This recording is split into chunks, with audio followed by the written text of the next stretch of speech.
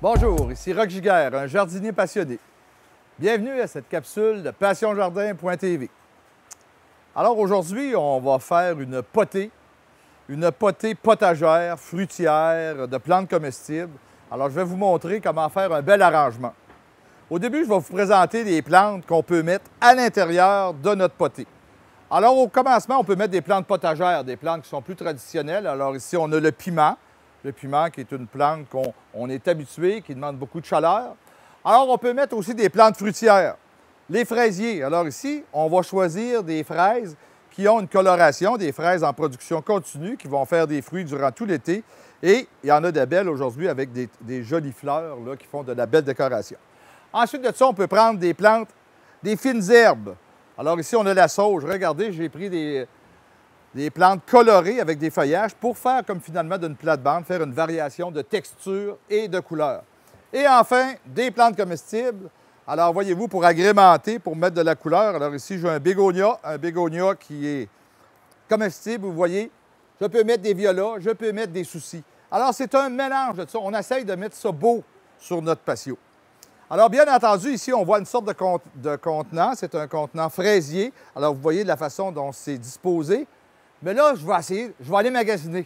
Je vais aller m'en chercher un spécial.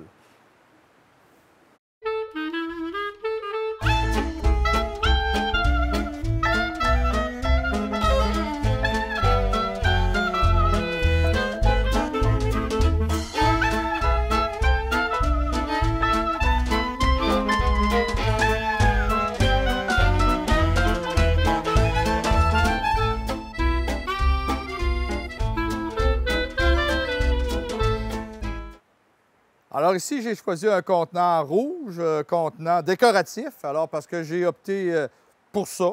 C'est intuitif. Alors j'aurais pu aussi choisir un Smart Pot. Alors vous voyez ici, très différent, alors qui respire bien. Alors on voit ce genre de feutre-là ici et qui se manœuvre bien pour transporter sur le patio. Alors là, je vais commencer à constituer ma potée, mais au préalable, j'avais placé du terreau à peu près aller jusqu'à 10 cm ici. Alors, j'ai placé du terreau jusqu'en bas. Et sur le dessus, j'ai mis du compost que j'ai mélangé un peu à la surface. Alors, pourquoi mettre du compost? C'est là pour que mes racines aient tout de suite de la nourriture et pour aussi garder l'eau au niveau de mes racines durant les premières semaines après les premières semaines de plantation pour donner une chance en cas de canicule. Alors, je vais faire un petit arrangement pour faire mon œuvre d'art. Alors, voici, parce que c'est une œuvre d'art, une petite création comme ça. Je vais jouer avec de la couleur. Ici, on a l'origan, alors qui est une herbe aromatique qu'on peut utiliser en cuisine. Je vais y aller aussi avec une plante fruitière. Alors ici, j'ai un fraisier. Et là, je vais regarder, pourquoi je ne me mets pas une plante comestible pour mettre de la couleur à mon ensemble. Alors, vous voyez, alors, on va en manger un petit peu en même temps. Alors, vous voyez, bégonia avec un petit peu de terre, c'est délicieux. Et là, je vais en arrière, qu'est-ce que je vais mettre comme plante érigée?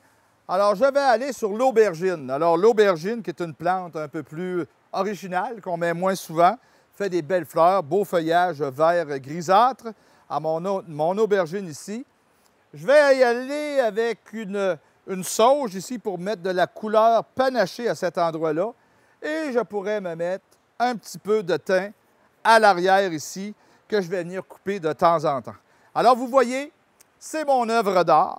Alors, une œuvre d'art qu'on fait intuitivement comme cela, qu'on fait en mélangeant les textures, en mélangeant les couleurs. Alors, voici, je vais planter.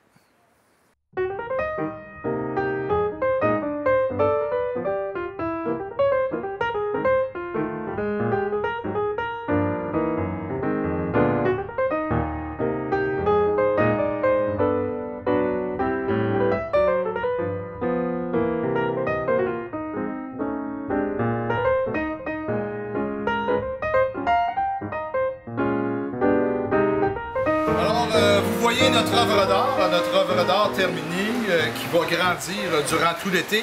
Mais elle va grandir, elle va se développer si elle a des bons soins. À la fin de juin, vous comprenez, toutes ces plantes-là vont avoir colonisé le substrat de plantation. Et là, on va avoir si vous mettez votre doigt à partir de cette période-là, vous allez voir, vous allez avoir de la misère à rentrer votre doigt. Et quand vous allez arroser, ça va dégoûter chaque bord.